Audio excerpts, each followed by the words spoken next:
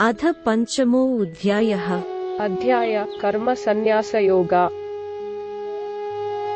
अर्जुन उवाच संन्यासं कर्मणां कृष्ण पुनर्योगं च संससि यच्छ्रेय एतयोरेकं तन्मे ब्रूहि सुनिश्चितम्। ಅರ್ಜುನನು ಹೇಳಿದನು, ಓ ಶ್ರೀಕೃಷ್ಣ, ನೀನು ಕರ್ಮ ಸನ್ಯಾಸವನ್ನು, ಕೆಲಸಗಳನ್ನು ತ್ಯಜಿಸುವುದು ಮತ್ತು ಕರ್ಮಯೋಗವನ್ನು, ಭಕ್ತಿ ಕಾರ್ಯ ಸ್ತುತಿಸಿರುವೆ. ಇವೆರಡರಲ್ಲಿ ಯಾವುದು ಉತ್ತಮ? ಶ್ರೀಭಗವಾನುವಾಚ ಸಂನ್ಯಾಸಃ ಕರ್ಮಯೋಗಶ್ಚ ನಿಃಶ್ರೇಯಸಕರಾವುಭೌ ತಯೋಸ್ತು ಕರ್ಮಸನ್ಯಾಸಾತ್ ಕರ್ಮಯೋಗೋ ವಿಶಿಷ್ಯತೆ.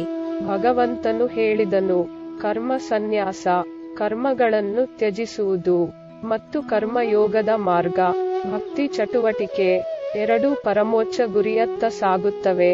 ಆದರೆ ಕರ್ಮ ಸನ್ಯಾಸಕ್ಕಿಂತ ಕರ್ಮಯೋಗ ಶ್ರೇಷ್ಠ. ಅಜ್ಞೇಯಃ ಸ ನಿತ್ಯ ಸಂನ್ಯಾಸಿ ಯೋ ನ ದ್ವೇಷ್ಟಿ ನ ಕಾಂಕ್ಷತಿ ನಿರ್ದ್ವಂದ್ವೋ ಹಿ ಮಹಾಬಾಹೋ ಸುಖಂ ಬಂಧಾತ್ ಪ್ರಮುಚ್ಯತೆ. ಯಾವುದನ್ನೂ ದ್ವೇಷಿಸದ ಮತ್ತು ಯಾವುದನ್ನೂ ಅಪೇಕ್ಷಿಸದ ಕರ್ಮಯೋಗಿಗಳನ್ನು ಶಾಶ್ವತ ತಪಸ್ವಿಗಳೆಂದು ತಿಳಿಯಬೇಕು. ಎಲ್ಲಾ ದ್ವಂದ್ವಗಳನ್ನು ಮೀರಿ ಅವರು ಭೌತಿಕ ಬಂಧಗಳಿಂದ ಆಕರ್ಷಕವಾಗಿ ವಿಮೋಚನೆಗೊಳ್ಳುತ್ತಾರೆ. ಸಾಂಖ್ಯ ಯೋಗೌ ಪೃಥಗ್ಬಾಲಾಃ ಪ್ರವದಂತಿ ನ ಪಂಡಿತಾಃ ಏಕಮಪ್ಯಾಸ್ಥಿತಃ ಸಮ್ಯಗುಭಯೋರ್ವಿಂದತೆ ಫಲಂ. ಅಜ್ಞಾನಿಗಳು ಮಾತ್ರ ಸಾಂಖ್ಯ ಕರ್ಮಗಳನ್ನು ತ್ಯಜಿಸುವುದು ಅಥವಾ ಕರ್ಮ ವೈರಾಗ್ಯ ಮತ್ತು ಕರ್ಮಯೋಗ ಭಕ್ತಿಯ ಕೆಲಸ ವಿಭಿನ್ನವೆಂದು ಹೇಳುತ್ತಾರೆ. ಈ ಎರಡರಲ್ಲಿ ಯಾವುದಾದರೂ ಒಂದನ್ನು ಅಳವಡಿಸಿಕೊಂಡರೆ ಎರಡರ ಫಲವನ್ನು ಪಡೆಯಬಹುದು ಎನ್ನುತ್ತಾರೆ ನಿಜವಾದ ಜ್ಞಾನವುಳ್ಳವರು.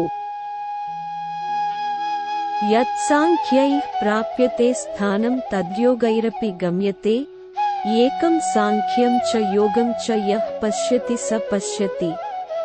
ಕರ್ಮ ವೈರಾಗ್ಯದ ಮೂಲಕ ಸಾಧಿಸಬಹುದಾದ ಅತ್ಯುನ್ನತ ಸ್ಥಿತಿಯನ್ನು ಕರ್ಮದ ಭಕ್ತಿಯ ಅಭ್ಯಾಸದ ಮೂಲಕವೂ ಪಡೆಯಬಹುದು.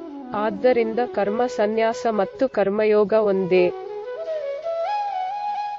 ಸಂನ್ಯಾಸಸ್ತು ಮಹಾಬಾಹೋ ದುಃಖಮಾಪ್ತುಮಯೋಗತಃ ಯೋಗಯುಕ್ತೋ ಮುನಿರ್ಬ್ರಹ್ಮ ನಚಿರೇನಾಧಿಗಚ್ಚತಿ. ಸರಿಯಾದ ಭಕ್ತಿ ಕಾರ್ಯವನ್ನು ಕರ್ಮಯೋಗ ಮಾಡದೆ ಪರಿಪೂರ್ಣ ಕರ್ಮ ವೈರಾಗ್ಯವನ್ನು ಪಡೆಯುವುದು ಬಹಳ ಕಷ್ಟ. ಓ ಮಹಾನ್ ಶಸ್ತ್ರವುಳ್ಳವನೇ, ಆದರೆ ಕರ್ಮಯೋಗದಲ್ಲಿ ನುರಿತ ಋಷಿಯು ಶೀಘ್ರವಾಗಿ ಪರಮಾತ್ಮನನ್ನು ಪಡೆಯುತ್ತಾನೆ. ಯೋಗಯುಕ್ತೋ ವಿಶುದ್ಧಾತ್ಮ ವಿಜಿತಾತ್ಮ ಜಿತೇಂದ್ರಿಯಃ ಸರ್ವಭೂತಾತ್ಮ ಭೂತಾತ್ಮ ಕುರ್ವನ್ನಪಿ ನ ಲಿಪ್ಯತೆ. ಕರ್ಮಯೋಗಿಗಳು ಶುದ್ಧ ಅಂತಃಕರಣವನ್ನು ಹೊಂದಿರುವ ಮತ್ತು ಇಂದ್ರಿಯ ಮನಸ್ಸುಗಳನ್ನು ನಿಯಂತ್ರಿಸುತ್ತಾರೆ. ಪ್ರತಿಯೊಬ್ಬ ಜೀವಿಯಲ್ಲಿಯೂ ಪರಮಾತ್ಮನನ್ನು ಕಾಣುತ್ತಾರೆ. ಎಲ್ಲಾ ರೀತಿಯ ಕೆಲಸಗಳನ್ನು ಮಾಡುವಾಗ ಅವರು ಕರ್ಮಬಂಧಗಳಲ್ಲಿ ಸಿಕ್ಕಿಹಾಕಿಕೊಳ್ಳುವುದಿಲ್ಲ. ನೈವ ಕಿಂಚಿತ್ ಕರೋಮೀತಿ ಯುಕ್ತೋ ಮನ್ಯೇತ ತತ್ವವಿತ್ ಪಶ್ಯನ್ ಶೃಣ್ವನ್ ಸ್ಪೃಶನ್ ಜಿಘ್ರನ್ ನಶ್ನನ್ ಗಚ್ಚನ್ ಸ್ವಪ್ನ ಶ್ವಸನ್ ಪ್ರಲಪನ್ ವಿಸೃಜನ್ ಗೃಹ್ಣನ್ನುನ್ಮಿಷನ್ ನಿಮಿಷನ್ನಪಿ ಇಂದ್ರಿಯಾನೀಂದ್ರಿಯಾರ್ಥೇಷು ವರ್ತಂತ ಇತಿ ಧಾರಯನ್. ಅಡ್ಡಗೆರೆ ಅಲ್ಪವಿರಾಮ ಅಲ್ಪವಿರಾಮ ಅಲ್ಪವಿರಾಮ. ಕರ್ಮಯೋಗದಲ್ಲಿ ಸ್ಥಿರವಾಗಿರುವವರು ನೋಡುವಾಗ, ಕೇಳುವಾಗ, ಸ್ಪರ್ಶಿಸುವಾಗ, ವಾಸನೆ ಮಾಡುವಾಗ, ಚಲಿಸುವಾಗ, ಮಲಗುವಾಗ, ಉಸಿರಾಡುವಾಗ, ಮಾತನಾಡುವಾಗ, ವಿಸರ್ಜನೆ ಮಾಡುವಾಗ, ಸ್ವೀಕರಿಸುವಾಗ, ತೆರೆಯುವಾಗ ಮತ್ತು ಕಣ್ಣು ಮುಚ್ಚುವಾಗ ಯಾವಾಗಲೂ ನಾನು ಮಾಡುವವನಲ್ಲ ಎಂದು ಭಾವಿಸುತ್ತಾರೆ. ನೈಸರ್ಗಿಕ ಇಂದ್ರಿಯಗಳು ಆಯಾ ವಸ್ತುಗಳಲ್ಲಿ ಚಲಿಸುವಾಗ ಅವುಗಳನ್ನು ದೈವಿಕ ಆಧ್ಯಾತ್ಮಿಕ ಜ್ಞಾನದಿಂದ ಗ್ರಹಿಸಲಾಗುತ್ತದೆ. ಬ್ರಹ್ಮಣ್ಯಾಧಾಯ ಕರ್ಮಾಣಿ ಸಂಗಂ ತ್ಯಕ್ತ್ವಾ ಕರೋತಿ ಯಃ ಲಿಪ್ಯತೆ ನ ಸ ಪಾಪೇನ ಪದ್ಮಪತ್ರಮಿವಾಂಭಸ. ಯಾರು ಎಲ್ಲಾ ಭೌತಿಕ ಆಸೆಗಳನ್ನು ತೊರೆದು ತಮ್ಮ ಎಲ್ಲಾ ಕರ್ಮಗಳನ್ನು ಭಗವಂತನಿಗೆ ಅರ್ಪಿಸುತ್ತಾರೋ ಅವರಿಗೆ ಕಮಲವು ನೀರಿನಿಂದ ತೇವವಾಗದ ಹಾಗೆ ಪಾಪದಿಂದ ಸ್ಪರ್ಶಿಸುವುದಿಲ್ಲ. ಕಾಯೇನ ಮನಸಾ ಬುದ್ಧ್ಯಾ ಕೇವಲೈರಿಂದ್ರಿಯೈರಪಿ ಯೋಗಿನಃ ಕರ್ಮ ಕುರ್ವಂತಿ ಸಂಗಂ ತ್ಯಕ್ತ್ವಾತ್ಮಶುದ್ಧಯೇ. ಯೋಗಿಗಳು ಮಮಕಾರವನ್ನು ತ್ಯಜಿಸಿ ಆತ್ಮಶುದ್ಧಿಗಾಗಿ ಮಾತ್ರ ದೇಹ, ಮನಸ್ಸು, ಇಂದ್ರಿಯಗಳು ಮತ್ತು ಬುದ್ಧಿಯಿಂದ ಕರ್ಮಗಳನ್ನು ಆಚರಿಸುತ್ತಾರೆ. ಯುಕ್ತಃ ಕರ್ಮಫಲಂ ತ್ಯಕ್ತ್ವಾ ಶಾಂತಿಮಾಪ್ನೋತಿ ನೈಷ್ಠಿಕೀಂ ಅಯುಕ್ತಃ ಕಾಮಕಾರೇಣ ಫಲೇ ಸಕ್ತೋ ನಿಬಧ್ಯತೆ. ಎಲ್ಲ ಕಾರ್ಯಗಳ ಫಲವನ್ನು ಭಗವಂತನಿಗೆ ಅರ್ಪಿಸಿ ಕರ್ಮಯೋಗಿಗಳು ಶಾಶ್ವತ ಶಾಂತಿಯನ್ನು ಪಡೆಯುತ್ತಾರೆ. ಅದೇ ಸಮಯದಲ್ಲಿ ತಮ್ಮ ಕಾಮದಿಂದ ಪ್ರೇರೇಪಿಸಲ್ಪಟ್ಟವರು ಮತ್ತು ಸ್ವಾರ್ಥಕ್ಕಾಗಿ ಕೆಲಸ ಮಾಡುವವರು ಕರ್ಮಫಲಗಳಲ್ಲಿ ಆಸಕ್ತಿ ಹೊಂದಿರುವುದರಿಂದ ಕರ್ಮದ ಬಂಧಗಳಲ್ಲಿ ಸಿಕ್ಕಿಹಾಕಿಕೊಳ್ಳುತ್ತಾರೆ. ಸರ್ವಕರ್ಮಾಣಿ ಮನಸಾ ಸಂನ್ಯಸ್ಯಾಸ್ತೆ ಸುಖಂ ವಸಿ ನವದ್ವಾರೆ ಪುರೇ ದೇಹಿ ನೈವ ಕುರ್ವನ್ನ ಕಾರಯನ್. 9 ದ್ವಾರಗಳಿರುವ ಈ ನಗರದಲ್ಲಿ ಆತ್ಮಸ್ಥೈರ್ಯವುಳ್ಳ ಮತ್ತು ನಿರ್ಲಿಪ್ತ ಜೀವಾತ್ಮಗಳು ತಾವು ಯಾವುದಕ್ಕೂ ಮಾಡುವವರು ಅಲ್ಲ ಅಥವಾ ಕಾರಣವೂ ಅಲ್ಲ ಎಂದು ತಿಳಿದಿದ್ದಾರೆ. ನ ಕರ್ತೃತ್ವಂ ನ ಕರ್ಮಾಣಿ ಲೋಕಸ್ಯ ಸೃಜತಿ ಪ್ರಭುಃ ನ ಕರ್ಮಫಲ ಸಂಯೋಗಂ ಸ್ವಭಾವಸ್ತು ಪ್ರವರ್ತತೆ. ಆದರೆ ಕರ್ತೃತ್ವದ ಪರಿಕಲ್ಪನೆ ಮತ್ತು ಕರ್ಮದ ಸ್ವರೂಪವು ದೇವರಿಂದ ರಚಿಸಲ್ಪಟ್ಟಿಲ್ಲ. ಅವನು ಕರ್ಮಫಲಗಳ ಸೃಷ್ಟಿಕರ್ತನೂ ಅಲ್ಲ. ಭೌತಿಕ ಸ್ವಭಾವದ ಗುಣಗಳೇ ಇವೆಲ್ಲವನ್ನೂ ಕಾರ್ಯಗತಗೊಳಿಸುತ್ತವೆ. ನಾದತ್ತೆ ಕಸ್ಯಚಿತ್ ಪಾಪಂ ನ ಚೈವ ಸುಕೃತಂ ವಿಭುಃ ಅಜ್ಞಾನೇನಾವೃತಂ ಅಜ್ಞಾನಂ ತೇನ ಮುಹ್ಯಂತಿ ಜಂತವಃ. ಸರ್ವವ್ಯಾಪಿಯಾಗಿರುವ ಭಗವಂತ ಯಾವುದೇ ಪಾಪ ಅಥವಾ ಪುಣ್ಯ ಕಾರ್ಯಗಳಲ್ಲಿ ಪಾಲ್ಗೊಳ್ಳುವುದಿಲ್ಲ. ಜೀವಿಗಳು ಭ್ರಮೆಗೊಳಗಾಗುತ್ತಾರೆ ಏಕೆಂದರೆ ಅವರ ಬುದ್ಧಿವಂತಿಕೆಯು ಅಜ್ಞಾನದಿಂದ ಮುಚ್ಚಲ್ಪಟ್ಟಿದೆ. ಅಜ್ಞಾನೇನ ತು ತಜ್ಞಾನಂ ಯೇಷಾಂ ನಾಸಿತಮಾತ್ಮನಃ ತೇಷಾಮಾದಿತ್ಯವಜ್ಞಾನಂ ಪ್ರಕಾಶಯತಿ ತತ್ಪರಂ. ಆದರೆ ದೈವಿಕ ಆಧ್ಯಾತ್ಮಿಕ ಜ್ಞಾನದಿಂದ ಅಜ್ಞಾನವು ನಾಶವಾದವರಿಗೆ ಆ ಜ್ಞಾನವು ಪರಮಾತ್ಮನನ್ನು ಬೆಳಗಿಸುತ್ತದೆ.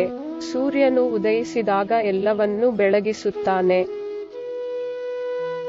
ತದ್ಬುದ್ಧಯಸ್ತದಾತ್ಮಾನಸ್ತನ್ನಿಷ್ಠಾಸ್ತತ್ಪರಾಯಣಾಃ ಗಚ್ಚಂತ್ಯ ಪುನರಾವೃತ್ತಿಂ ಅಜ್ಞಾನನಿರ್ಧೂತಕಲ್ಮಷಾಃ. ಯಾರು ತಮ್ಮ ಮನಸ್ಸನ್ನು ಭಗವಂತನಲ್ಲಿ ನೆಲೆಸಿದ್ದಾರೆ, ದೇವರಲ್ಲಿ ಸಂಪೂರ್ಣವಾಗಿ ತೊಡಗಿಸಿಕೊಂಡಿದ್ದಾರೆ, ಅವನಲ್ಲಿಯೇ ಅಂತಿಮ ಗುರಿ ಎಂದು ದೃಢವಾದ ನಂಬಿಕೆಯನ್ನು ಹೊಂದಿದ್ದಾರೆ, ಅವರ ಪಾಪಗಳು ಜ್ಞಾನದ ಬೆಳಕಿನಿಂದ ನಿರ್ಮೂಲನೆಯಾಗುತ್ತವೆ ಮತ್ತು ತ್ವರಿತವಾಗಿ ಹಾದುಹೋಗುವ ಮತ್ತು ಮತ್ತೆ ಹಿಂತಿರುಗದ ಸ್ಥಿತಿಯನ್ನು ಪಡೆಯುತ್ತವೆ. ವಿದ್ಯಾವಿನಯ ಸಂಪನ್ನೇ ಬ್ರಾಹ್ಮಣೇ ಗವಿ ಹಸ್ತಿನಿ ಸುನಿ ಚೈವ ಸ್ವಪಾಕೆ ಚ ಪಂಡಿತಾ ಸಮದರ್ಶಿನಃ. ನಿಜವಾದ ವಿದ್ವಾಂಸರೇ, ದೈವಿಕ ಜ್ಞಾನದ ಕಣ್ಣುಗಳಿಂದ ಬ್ರಾಹ್ಮಣ, ಹಸು, ಆನೆ, ನಾಯಿ, ಚಂಡಾಲರನ್ನು ಸಮಚಿತ್ತದಿಂದ ನೋಡಿ. ಇಹೈವ ತೈರ್ಜಿತಃ ಸರ್ಗೋ ಯೇಷಾಂ ಸಾಮ್ಯೇ ಸ್ಥಿತಂ ಮನಃ ನಿರ್ದೋಷಂ ಹಿ ಸಮಂ ಬ್ರಹ್ಮ ತಸ್ಮಾತ್ ಬ್ರಹ್ಮಣಿ ತೇ ಸ್ಥಿತಾಃ.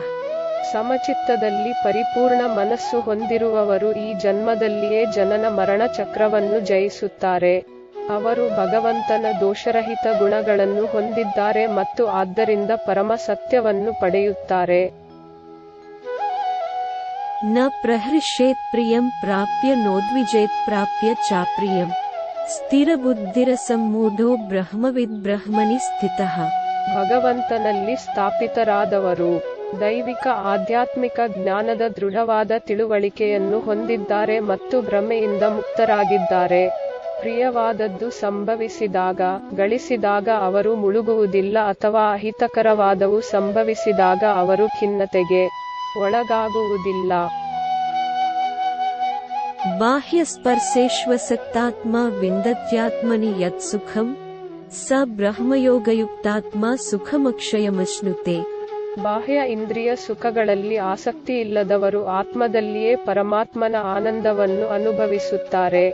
ಯೋಗದ ಮೂಲಕ ಒಬ್ಬರು ದೇವರೊಂದಿಗೆ ಐಕ್ಯರಾಗುತ್ತಾರೆ ಮತ್ತು ಅಂತ್ಯವಿಲ್ಲದ ಆನಂದವನ್ನು ಅನುಭವಿಸುತ್ತಾರೆ.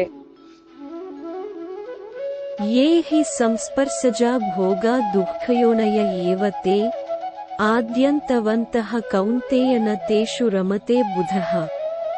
ಪ್ರಾಪಂಚಿಕ ಮನಸ್ಸಿನವರಿಗೆ ಇಂದ್ರಿಯ ಭೌತವಾದದ ಆನಂದಗಳು ಆನಂದದಾಯಕವೆಂದು ತೋರಿದರು, ಅವು ನಿಜವಾಗಿ ದುಃಖಕ್ಕೆ ಕಾರಣವಾಗಿವೆ. ಓ ಕುಂತಿಯ ಪುತ್ರನೇ, ಅಂತಹ ಆನಂದಗಳಿಗೆ ಆದಿ ಅಂತಂ, ಆರಂಭ ಅಂತ್ಯ ಇರುತ್ತದೆ.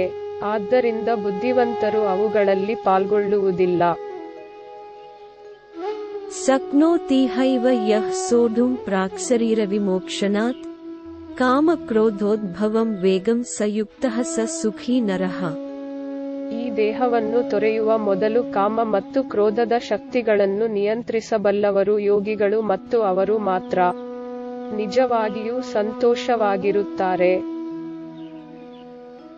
ಯೋ ತ್ವಂ ತಃ ಸುಖೋ ತ್ವಂ ತರಾರಾಮಸ್ತಥಾಂತರ್ಜ್ಯೋತಿರೇವ ಯಃ ಸ ಯೋಗಿ ಬ್ರಹ್ಮನಿರ್ವಾಣಂ ಬ್ರಹ್ಮಭೂತೋ ಉದ್ದಿಗಚ್ಚತಿ. ಯಾರು ತಮ್ಮೊಳಗೆ ಸಂತೋಷದಿಂದ ಸಂತೋಷ ಪಡುತ್ತಾರೆ, ಒಳಗಿರುವ ಪರಮಾತ್ಮನ ಆನಂದವನ್ನು ಅನುಭವಿಸುತ್ತಾರೆ ಮತ್ತು ಆಂತರಿಕ ಜ್ಞಾನದ ಬೆಳಕಿನಿಂದ ಬೆಳಗುತ್ತಾರೆ, ಅಂತಹ ಯೋಗಿಗಳು ದೇವರೊಂದಿಗೆ ಐಕ್ಯರಾಗುತ್ತಾರೆ.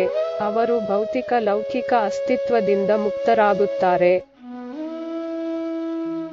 ಲಭಂತೆ ಬ್ರಹ್ಮನಿರ್ವಾಣಂ ಋಷಯಃ ಕ್ಷೀಣಕಲ್ಮಷಾಃ ಚಿನ್ನದ್ವೈಧ ಯತಾತ್ಮಾನಃ ಸರ್ವಭೂತಹಿತೇ ರತಾಃ. ಯಾರ ಪಾಪಗಳು ನಾಶವಾಗುತ್ತವೆಯೋ, ಯಾರ ಸಂದೇಹಗಳು ನಿವಾರಣೆಯಾಗುತ್ತದೆಯೋ, ಯಾರ ಮನಸ್ಸು ಶಿಸ್ತುಬದ್ಧವಾಗಿದೆಯೋ, ಯಾರು ಸಕಲ ಜೀವರಾಶಿಗಳ ಕಲ್ಯಾಣದಲ್ಲಿ ನಿರತರಾಗಿರುವರೋ, ಅಂತಹ ಪುಣ್ಯಾತ್ಮರು ಭೌತಿಕ ಪ್ರಪಂಚದಿಂದ ಬಿಡುಗಡೆ ಹೊಂದಿ ಭಗವಂತನನ್ನು ಪಡೆಯುತ್ತಾರೆ. ಕಾಮಕ್ರೋಧವಿಯುಕ್ತಾನಾಂ ಯತೀನಾಂ ಯತಚೇತಸಾಂ ಅಭಿತೋ ಬ್ರಹ್ಮನಿರ್ವಾಣಂ ವರ್ತತೆ ವಿದಿತಾತ್ಮನಾಂ. ಕಾಮ ಮತ್ತು ಕ್ರೋಧಗಳಿಂದ ಮುಕ್ತರಾದವರು, ಮನಸ್ಸನ್ನು ನಿಗ್ರಹಿಸಿಕೊಂಡವರು, ನಿರಂತರ ಪ್ರಯತ್ನದಿಂದ ಆತ್ಮಸಾಕ್ಷಾತ್ಕಾರದಲ್ಲಿರುವವರು ಈ ಜಗತ್ತಿನಲ್ಲಿ ಭೌತಿಕ ಅಸ್ತಿತ್ವದಿಂದ ಮುಕ್ತರಾಗುತ್ತಾರೆ. ಸ್ಪರ್ಶಾನ್ ಕೃತ್ವಾ ಬಹಿರ್ಬಾಹ್ಯಾಂಶ್ಚಕ್ಷುಶ್ಚ ಇವಾಂತರೆ ಭ್ರುವೋಃ ಪ್ರಾಣಾಪಾನೌ ಸಮೌ ಕೃತ್ವಾ ನಾಸಾಭ್ಯಂತರಚಾರಿಣೌ ಯತೇಂದ್ರಿಯಮನೋಬುದ್ಧಿರ್ಮುನಿರ್ಮೋಕ್ಷಪರಾಯಣಃ ವಿಗತೇಚ್ಛಾಭಯಕ್ರೋಧೋ ಯಃ ಸದಾ ಮುಕ್ತ ಏವ ಸಃ. ಅಡ್ಡಗೆರೆ ಅಲ್ಪವಿರಾಮ ಅಲ್ಪವಿರಾಮ ಅಲ್ಪವಿರಾಮ ಅಲ್ಪವಿರಾಮ.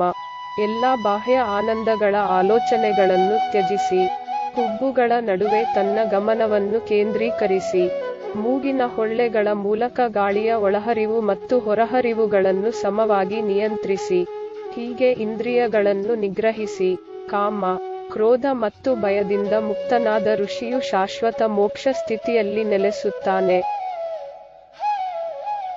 ಭೋಕ್ತಾರಂ ಯಜ್ಞತಪಸಾಂ ಸರ್ವಲೋಕಮಹೇಶ್ವರಂ ಸುಹೃದಂ ಸರ್ವಭೂತಾನಾಂ ಅಜ್ಞಾತ್ವಾ ಮಾಂ ಶಾಂತಿಮೃಚ್ಛತಿ. ಪಿದಪ, ನಾನು ಎಲ್ಲಾ ಯಜ್ಞ ಮತ್ತು ತಪಸ್ಸುಗಳನ್ನು ಹೊರುವವನು, ಎಲ್ಲಾ ಲೋಕಗಳ ಪ್ರಭು ಮತ್ತು ಎಲ್ಲಾ ಜೀವಿಗಳ ನಿಸ್ವಾರ್ಥ ಸ್ನೇಹಿತ ಎಂದು ತಿಳಿದು ನನ್ನ ಭಕ್ತನು ಶಾಂತಿಯನ್ನು ಪಡೆಯುತ್ತಾನೆ. ಓಂ ತತ್ಸದಿತಿ ಶ್ರೀಮದ್ಭಗವದ್ಗೀತಾಸೂಪನಿಷತ್ಸು ಬ್ರಹ್ಮವಿದ್ಯಾಯಾಂ ಯೋಗಶಾಸ್ತ್ರೇ ಶ್ರೀಕೃಷ್ಣಾರ್ಜುನ ಸಂವಾದೆ ಕರ್ಮಸಂನ್ಯಾಸಯೋಗೋ ನಾಮ ಪಂಚಮೋ ಅಧ್ಯಾಯಃ. ದೈವಿಕ ಭಗವದ್ಗೀತೆ ಉಪನಿಷತ್ತಿನ 5ನೇ ಅಧ್ಯಾಯವು ಕರ್ಮ ಸನ್ಯಾಸ ಯೋಗ ಅಥವಾ ಕ್ರಿಯೆಯನ್ನು ತ್ಯಜಿಸುವ ಯೋಗ.